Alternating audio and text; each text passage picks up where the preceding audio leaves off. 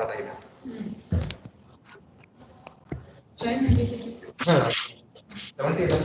right.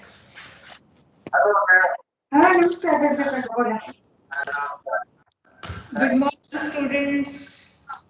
Mute Good your morning, ma'am. speakers. Right. Other one, other voices except yes, no, and answer. I don't want any more noise. Okay.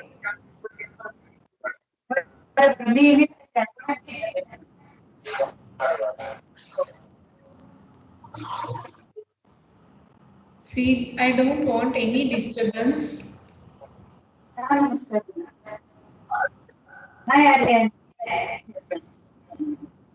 don't want any kitchen noise. Please, all of you check your speakers. Fine. So in previous class, we have started with the minerals, and which minerals we have covered till now is Iron and calcium. calcium, phosphorus, and Iron. iron, right? So the next mineral which we are going to study is magnesium, sulfur, and zinc. Today we'll focus on these three elements and then we'll proceed further. Clear? Okay. So magnesium is one of the macromolecule or micromolecule.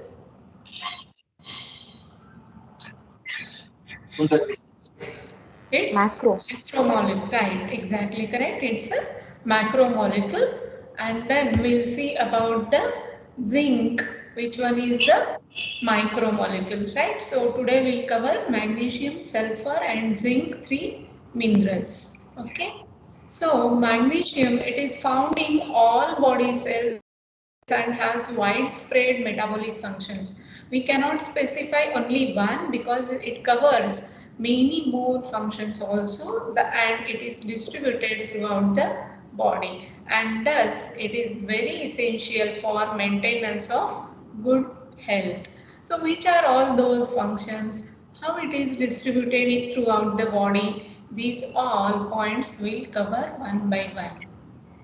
So when we are saying calcium, phosphorus, and other elements, in that magnesium is the fourth most abundant mineral present in the body. It is the fourth most abundant mineral present in the body, and only 1% of the magnesium is found in blood because it is distributed throughout various tissues, cells, and organs, and it's only 1% is found in the blood, so its blood level is less as compared to other minerals.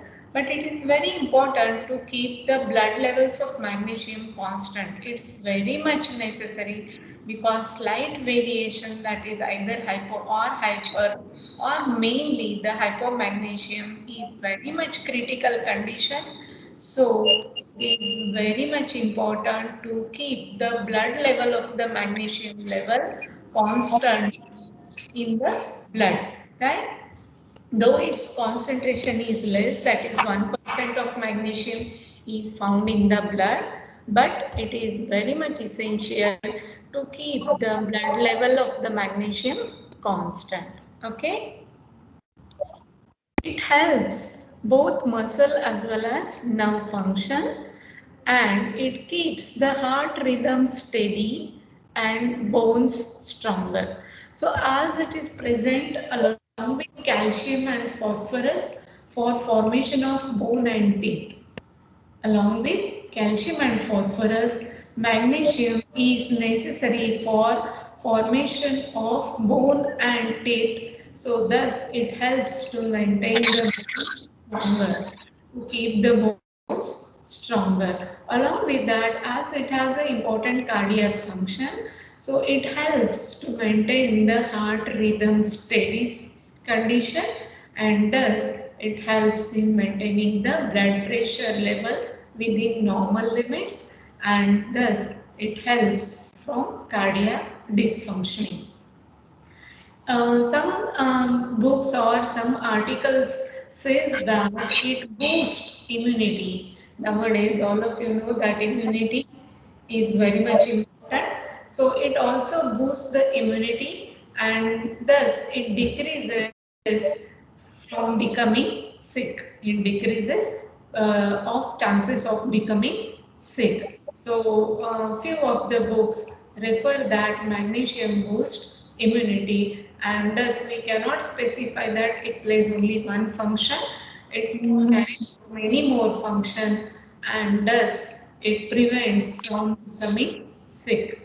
Any excess magnesium that is consumed is removed from the body by filtration process by the kidney. So magnesium in the form of magnesium sulfate, it can be removed and thus kidney plays important role in removal of excess magnesium. So there are less chances of hypermagnesium as compared to the hypomagnesemia, right?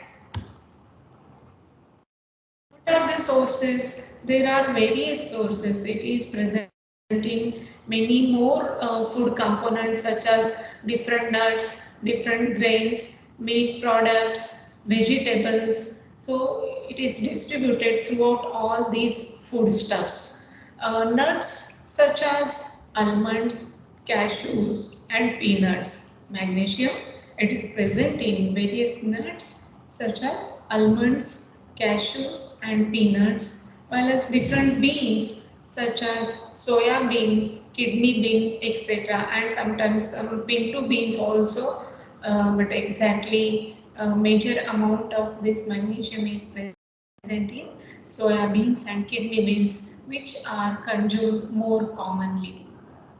Then grains such as cereals, oatmeal, rice and whole wheat bread are the good sources of magnesium.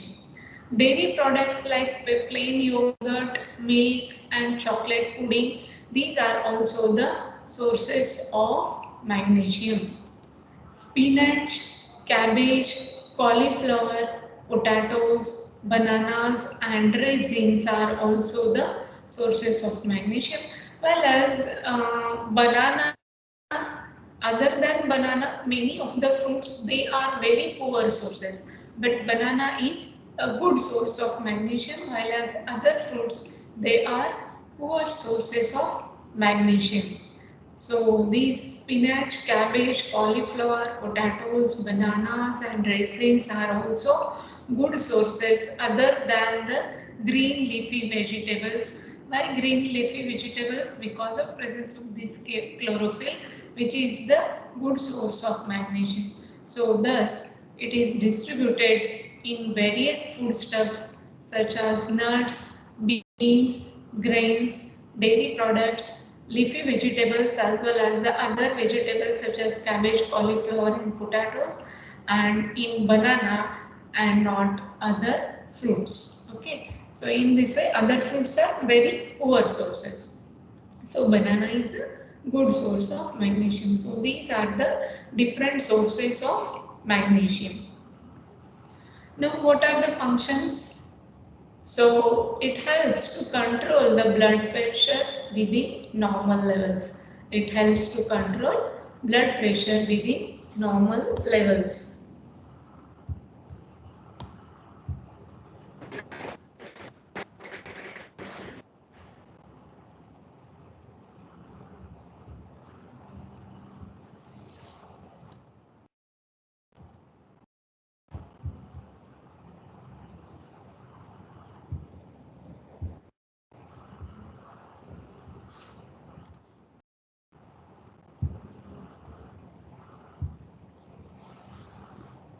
It can help in controlling the blood sugar and insulin levels.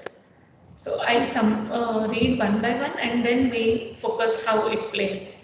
Adequate magnesium level may also lower the risk for heart disease and increase exercise time.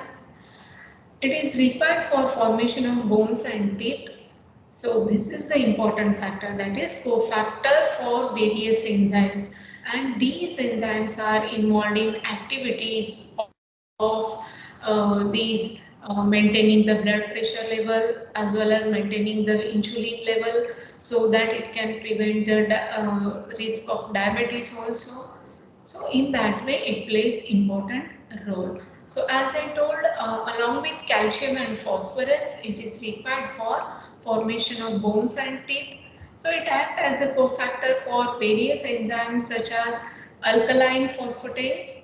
Let's correct it.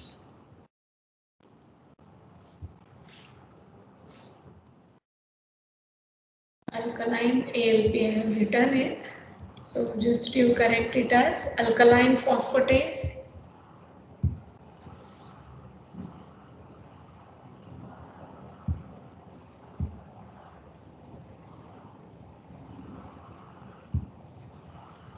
So alkaline ALP I have written, actually corrected it as alkaline phosphatase, hexokinase, fructokinase, phosphofructokinase, adenylate cyclase, cyclic AMP dependent kinase. So different kinase reactions which are involved in various metabolic pathways, either in glycolysis or the carbonic anhydrase reaction, that is carboxylation reactions, and all, mainly where the ATP is utilized. These kinase type of enzymes utilizes the ATP, and such kinase type of enzymes requires magnesium as a cofactor, and thus it is involved in various reactions, mainly the glycolysis, which you have already studied, where this ATP is utilized, that is substrate level phosphorylation reactions. Then it is also important for proper neuromuscular function, because the low magnesium level leads to neuromuscular irritability, as it is involved in maintaining the proper neuromuscular function. So if the levels of magnesium becomes low, it will lead to neuromuscular irritability. So the deficiency of magnesium obviously lead to neuromuscular irritability. Most individuals have adequate magnesium levels, so deficiency leads to loss of appetite, nausea, vomiting, weakness, fatigue, muscle cramps, abnormal heart rhythm, or even seizures. So, if you see, these many more deficiency symptoms are similar to that of the calcium and phosphorus deficiency, that is muscle weakness, cramps, all, right? So as along with calcium and phosphorus, it is involved in bone and teeth formation.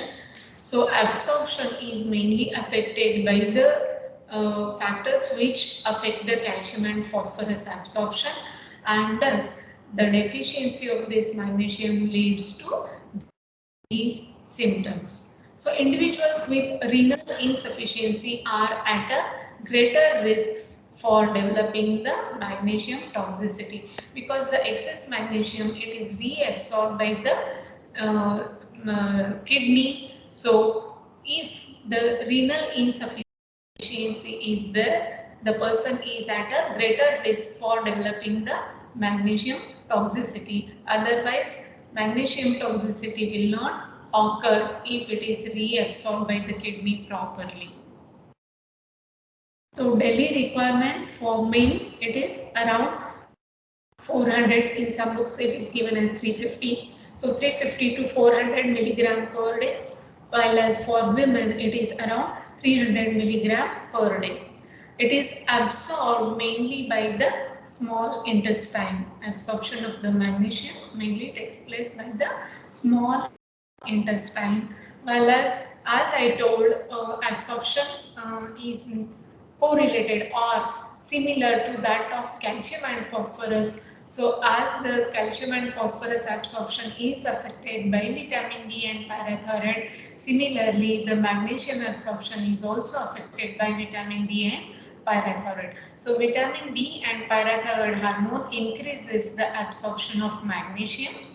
Large amount of calcium and phosphorus in diet reduces the absorption of magnesium from the intestine, and thus it helps to maintain the magnesium level within normal limits. So there should not be any magnesium toxicity. So thus, along with calcium and phosphorus, it maintains the magnesium level within normal limits. So how the homeostasis of this magnesium or serum magnesium level is maintained within normal limits is by intestine and by kidney, while as calcium and phosphorus, intestine, kidney and bone also, while as the homeostasis of magnesium is maintained by mainly two organs. One is intestine and another one is kidney. So by intestine, mainly the protein, that is specific carrier system, they helps in absorption of magnesium, while as kidney mainly not by the renal tubules but by the mainly the loop of Henle. So reabsorption of this magnesium mainly takes place by loop of Henle. So in renal insufficiency it will lead to magnesium toxicity. So normal serum magnesium level is about 1.8 to 2.2 milligram per deciliter, and in that way it will be maintained within normal limits. More calcium and phosphorus and alcohol, it decreases the magnesium absorption, and parathyroid hormone increases the magnesium absorption. So which are the clinical conditions associated with the magnesium is hypomagnesemia and hypermagnesemia. Hypo, decrease serum magnesium level than that of 1.8 milligram per deciliter is hypomagnesemia, and more than 2.5 milligram per deciliter is called as hypermagnesemia.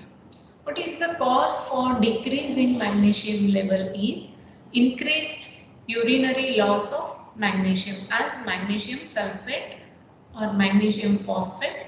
So increased urinary loss of this magnesium, that is due to tubular necrosis, that is one cause, and many more such as hyperaldosteronism, familial hypomagnesemia, increased intestinal loss mainly in diarrhea, vomiting and certain drugs such as laxatives when they are taken in constipation and all, ulcerative colitis. So these are the different conditions where there will be increased intestinal loss. So increased intestinal loss in diarrhea, vomiting, laxatives when they are taken, ulcerative colitis. So where there is increased intestinal loss of magnesium, then protein calorie malnutrition, hypoparathyroidism, drugs such as thiazide, which is taken as a diuretic.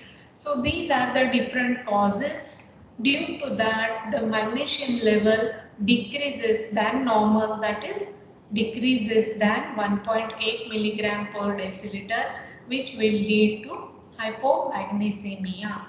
What are the symptoms? Correct the spelling please. SYMPT. Right. So what are the symptoms? Neuromuscular hyperirritability, cardiac arrhythmia, similar to calcium deficiency, the symptoms such as tetany, hyperirritability, tremor, convulsions, muscle weakness. So these are all symptoms similar to the calcium deficiency. Along with that, cardiac arrhythmia is one of the important symptoms when the magnesium level decreases than that of the normal. Then how it can be treated? So oral magnesium is not that effective, while as it cannot be absorbed properly, while as the parenteral magnesium mainly given through IV as magnesium sulfate, and it helps to increase the magnesium level. So when the magnesium level decreases, in such conditions it can be treated by parenteral administration of magnesium through IV in the form of magnesium sulfate. Hypermagnesemia, increased magnesium level than normal, that is mainly more than 2.5 milligram per deciliter. What is the cause is excess intake through dietary sources. Then renal failure, because it cannot be reabsorbed. So renal failure, hyperparathyroidism because it helps in absorption, and multiple myeloma. These are the causes to increase the magnesium level than that of the normal level. What are the symptoms? Depression of neuromuscular system causing lethargy, hypotension, respiratory depression, bradycardia, and weak tendon reflexes. These are the symptoms when the magnesium level increases above normal level. It induces decrease in serum calcium by inhibiting parathyroid hormone secretion. So these are the characteristic of this hypermagnesemia, right? So here we have covered magnesium, that is what are the sources of magnesium, what is the normal serum magnesium level, how it is absorbed, then its distribution throughout the body, that is around 2 gram, and then the clinical conditions such as hypomagnesemia and hypermagnesemia. Coming to the next mineral, that is sulfur. It is involved in the structure, mainly sulfur when we say, because it is present as a component of different compounds. Either it may be vitamins, either it may be enzymes, it may be peptides, it may be the amino acids such as sulfur containing amino acid. So in these different components it is present. So thus it plays varieties of function, and also it is present in different tissues and cells such as hair, skin and nails, right? So in that way it carries out different functions. So it is involved in structure of hair, skin and nails. It also helps in transfer of energy as needed in various tissues. It acts as a part of several vitamins and is important in building connective tissue. Uh, so as mainly it is a composition of amino acids. So if a proper diet containing the protein, adequate amount of protein is taken, it can fulfill the requirement of sulfur. So usually we don't say that this is the daily requirement of sulfur. Whatever routine protein intake will be taken, that is enough to fulfill the requirement of the sulfur for the body, need of the body. So it is present in the food in mainly as inorganic sulfur. It is present in the form of inorganic sulfur. What are the sources? The proteins which we take. So the sources of proteins mainly meat, eggs, milk, cheese, legumes and nuts that will fulfill the requirement of the sulfur. So these are the sources which are the sources of proteins also, right? Uh, Now we'll see the functions. As a component of these different compounds, it plays important role. So the functions either as protein, either as enzyme, either as peptide, either as vitamin, either as some compounds. So thus it plays important various roles. So sulfur containing amino acids, which are the sulfur containing amino acid? Yes, cysteine, cysteine, methionine, these are sulfur containing amino acids. So they are involved in structural conformation and biological functions of protein. So they will form either the disulfide linkage or sulfhydryl group. These sulfur, they are bound. So these sulfur containing amino acid, they are involved in forming the disulfide linkage and sulfhydryl groups. Various enzymes and peptides mainly, they will form, they are composed of this disulfide linkage and sulfhydryl group. Enzymes such as glutathione peroxidase, right? Because glutathione, it will contain the sulfhydryl group. Then the peptides such as insulin is one of the peptide. Glutathione is also a peptide. Glutathione is a tripeptide, while as insulin it is a 51 amino acid containing peptide hormone, right? So as a thio group dash SH, that is a thio group, which is the active site of this peptide involved in various reactions. different sulfur containing compounds other than this enzyme such as heparin, chondroitin sulfate. You have studied chondroitin sulfate as a homopolysaccharide, right? Sorry, heteropolysaccharide. So chondroitin sulfate, taurocholic acid you have studied, which is one of the primary bile acid which will form the bile acid such as cholic acid, right? From the cholic acid. So then glutathione, right? So these are various sulfur containing amino acid. As a glutathione, it is involved in detoxification reaction. Heparin, it acts as an anticoagulant. Chondroitin sulfate and taurocolate involved in structural conformation, right? So these are the different functions of sulfur. As a component of different vitamins such as thiamine, biotin, lipoic acid, pantothenic acid, coenzyme A. So different functions of these vitamins, it will play different role.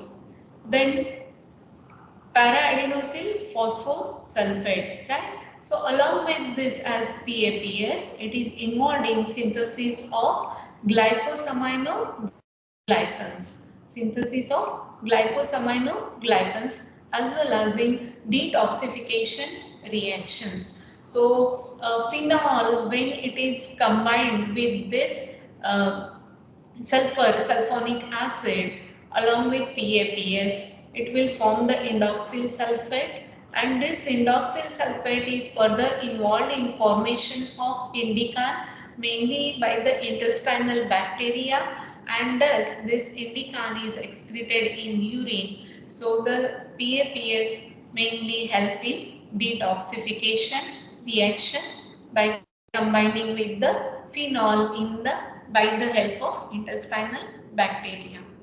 Then as a component, the active form of methionine, sulfur containing amino acid is methionine, and the active form of methionine is S-adenosyl methionine. SAM is S-adenosyl methionine, which is the active form of methionine involved in transmethylation reaction.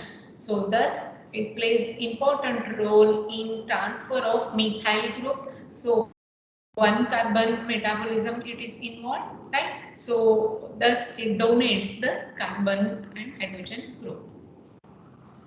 Then where its absorption or all the reaction takes place, mainly in liver, the sulfur is oxidized to sulfate. In liver, the sulfur present in the dietary form which is absorbed is oxidized to sulfate, and then in the form of sulfate it is excreted in urine as magnesium sulfate. You have studied normal urine analysis, right? There you have seen various reactions of this test for calcium, test for phosphorus, test for sulfur, right?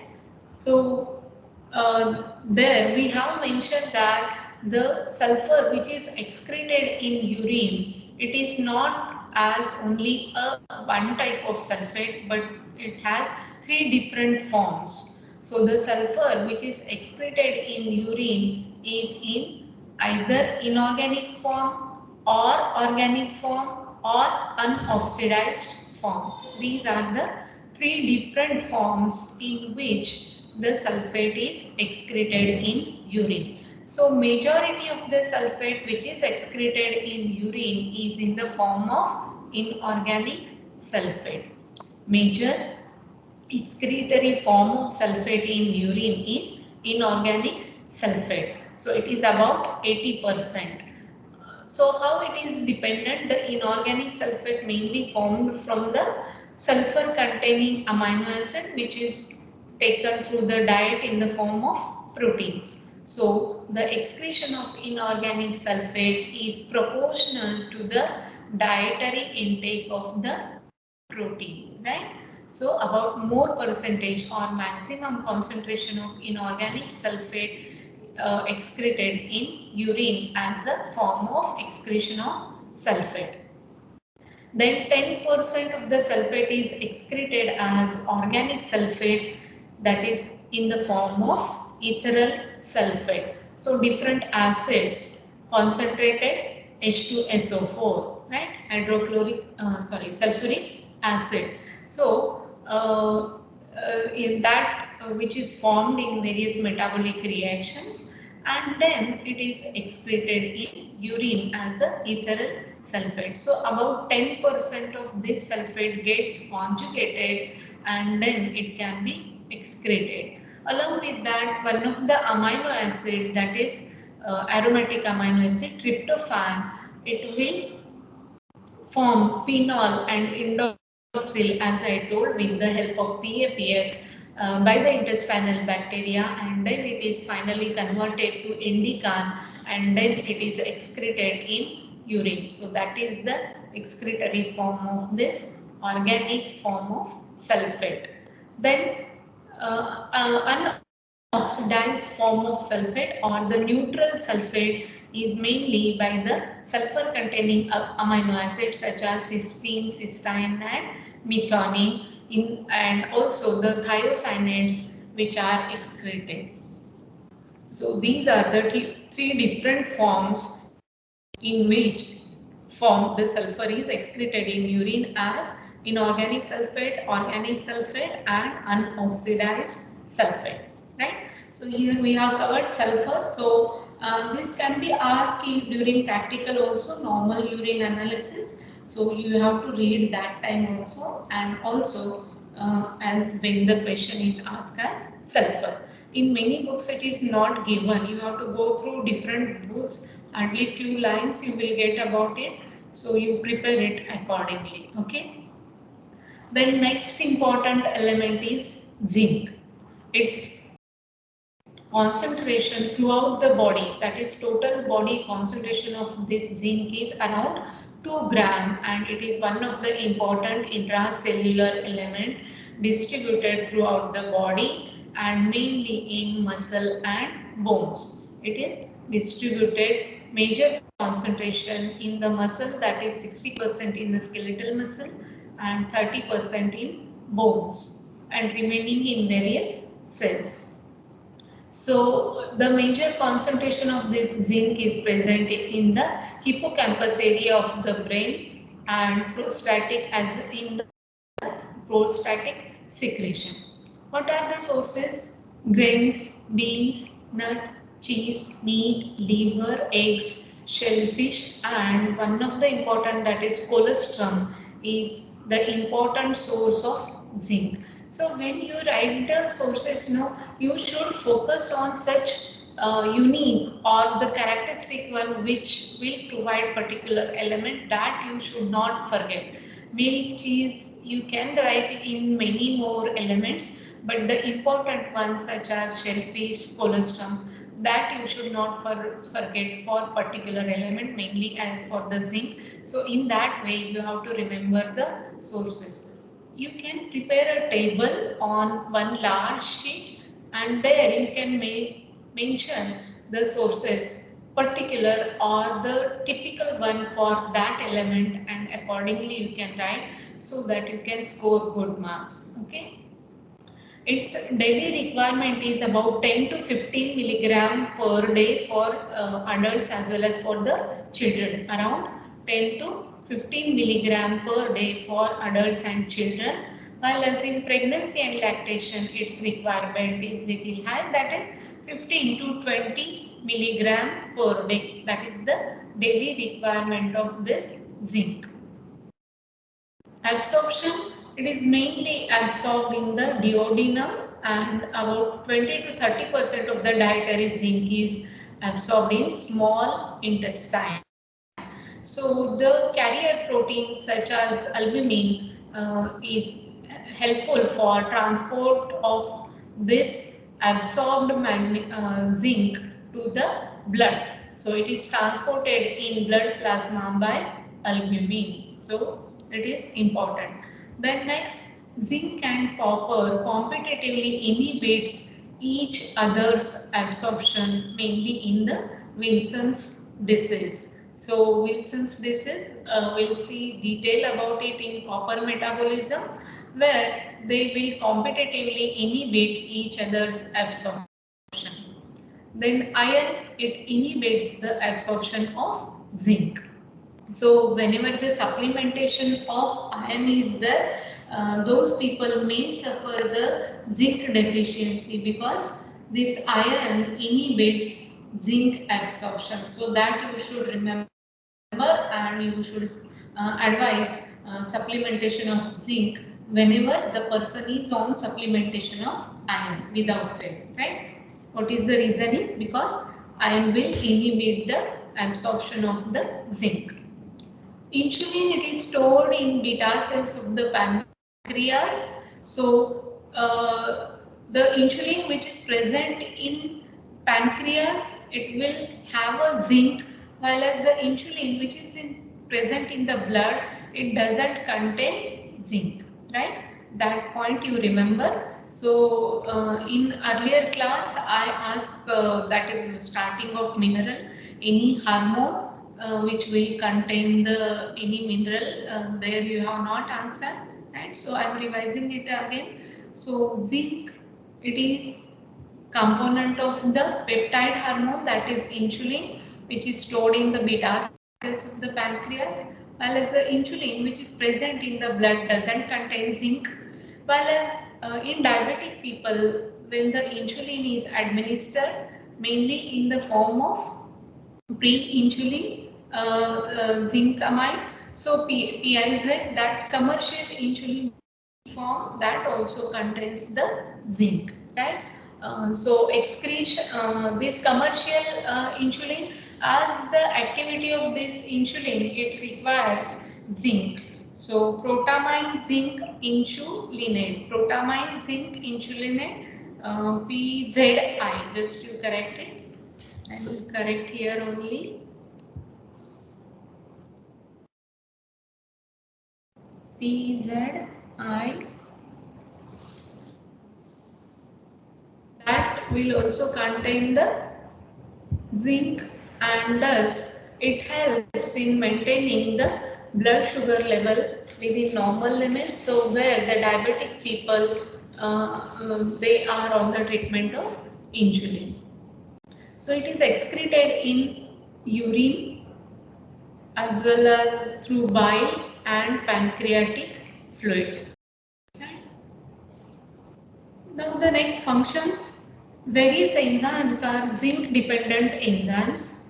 So those are carboxypeptidase involved in metabolism, or mainly the digestion of proteins, right? Breakdown of carboxyl group, because the amino acids, they will contain amino group as well as carboxylic group, amino acids. So breakdown of this carboxyl group is done by carboxypeptidase, and thus the protein get digested. Then carbonic anhydrase enzyme involved in carbon dioxide metabolism. Alkaline phosphatase mainly plays important role as a bone marker. Malic dehydrogenase enzyme, one of the important enzyme of fatty acid synthase. PBG synthase involved in heme synthesis, heme metabolism. Lactate dehydrogenase, which is involved in conversion of malate to lactate. DNA and RNA polymerases, that are involved in nucleic acid metabolism. Superoxide dismutase, which is involved in again detoxification reaction. Free radical, mainly the destruction of the free radicals. Alcohol dehydrogenase. So these are the various enzymes which are mainly dependent on zinc, and thus it is involved in various functions. So enzymes of DNA and RNA synthesis, which is carried out by this DNA and RNA polymerases. So thus they are involved in growth and division of the cell, right? That's why deficiency of zinc will lead to growth retardation, because it is involved in growth of the body. Then next, it is involved in wound healing, because it is necessary for formation of the connective tissue, that is mainly involved in collagen synthesis. So biosynthesis and integrity of the connective tissue. It stabilizes the structure of the protein as well as the nucleic acid, because the bonds which are present in the protein molecule, that is thio group, is present to link the amino acid, and also the nucleic acid it will contain, and thus it stabilizes the structure of protein molecule as well as DNA and RNA structure. It is required for secretion and storage of insulin by the beta cells of the pancreas. So as a form of gustin, because it is one of the protein which contains zinc. So gustin, which is present in the saliva, it is zinc containing protein, and it is required for development and functioning of the taste buds. Thus, it is involved in taste sensation of the taste. So if this protein is deficient, because of this zinc is also not present, so it will lead to the loss of taste. So thus gustin is also important zinc containing protein which is important for taste sensation, right? So normal serum zinc level is about 100 milligram per deciliter. Deficiency manifestation is for that, what is the cause is malnutrition and malabsorption, which is more common because various enzymes, they are proteinous in nature. So deficiency of that is mainly due to the malnutrition.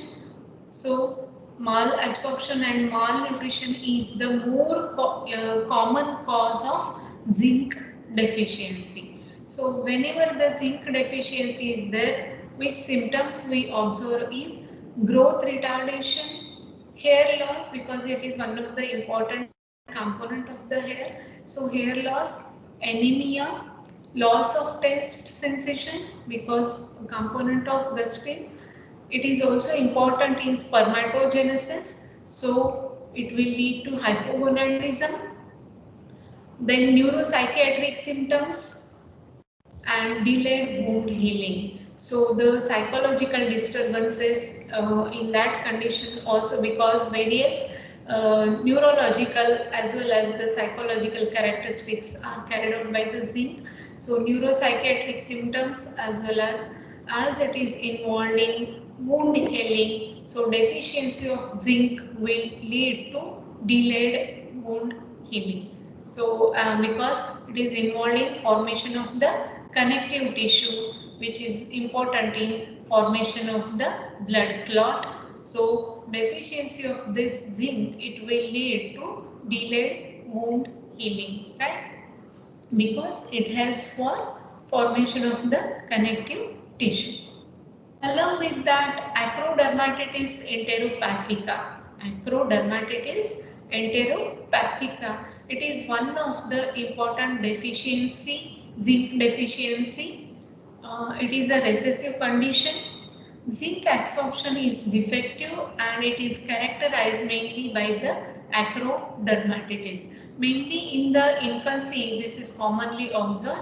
So it is manifested in infancy as mainly as a skin rash, which is very much common in infants. So zinc absorption is defective and it is characterized by acrodermatitis. So in acrodermatitis, other than skin rash, inflammation around mouth, nose and fingers. That's why the zinc finger, it is called as zinc finger, right? So inflammation around mouth, nose and fingers, which is observed in this acrodermatitis. Okay. Then next one is diarrhea, and alopecia is loss of hair in discrete areas. It is one of the component of the hair. So these are the characteristics which are observed in acrodermatitis enteropathica. It is a rare recessive condition and it is defective. If the zinc absorption is defective, it will lead to acrodermatitis, diarrhea and alopecia. Right? So this is about deficiency. But if the zinc intake or the concentration of this zinc in the body is more, If the intake is more than 1000 milligram per day, it will lead to zinc toxicity. It will lead to zinc toxicity. In welders also we can observe the zinc toxicity. So where we can find the zinc toxicity, if intake is more, then next in welders also. Why? Because the welders, while welding, if you observe the fumes which come out while welding with the help of that welding machine, it will contain the zinc oxide. So inhalation of this zinc oxide fumes will lead to zinc toxicity. So if intake is more, as well as in welders, the zinc toxicity can be observed. So what are the manifestations we can observe when the zinc toxicity takes place is nausea, gastric ulcer, pancreatitis, anemia and excessive salivation. These are the toxicity symptoms which are observed in such conditions. Which are those? Nausea, gastric ulcer, pancreatitis, anemia and excessive salivation. So here we have completed three minerals. Which are those? You can unmute yourself. Which elements we have covered today? Students, you can unmute yourself. Magnesium, sulfur, And zinc, right? zinc. Right. So among that, which one is the micro mineral? Zinc and sulfur. Zinc is Micro. the micro mineral, right? Okay. Then magnesium, the clinical conditions associated with magnesium is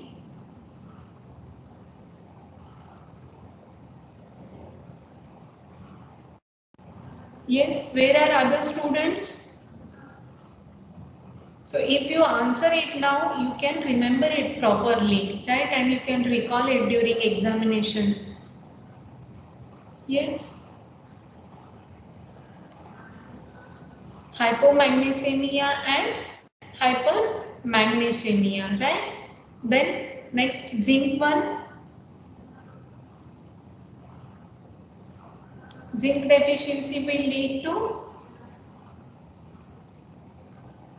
growth retardation, right?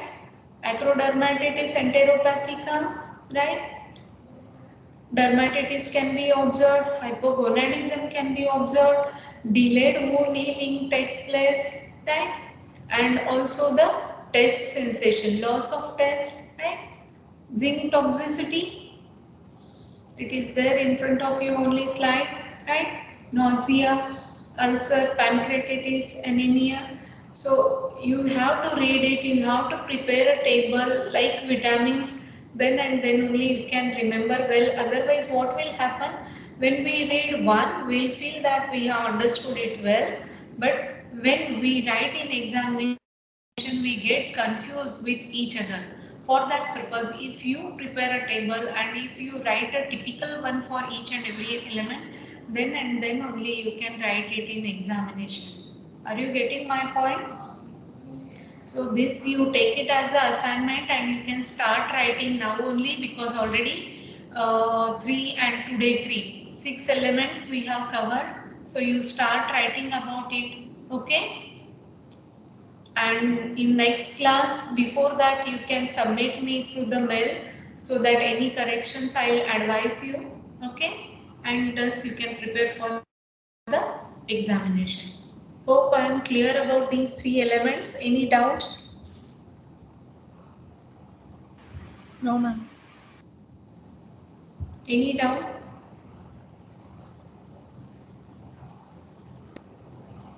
No? It's clear?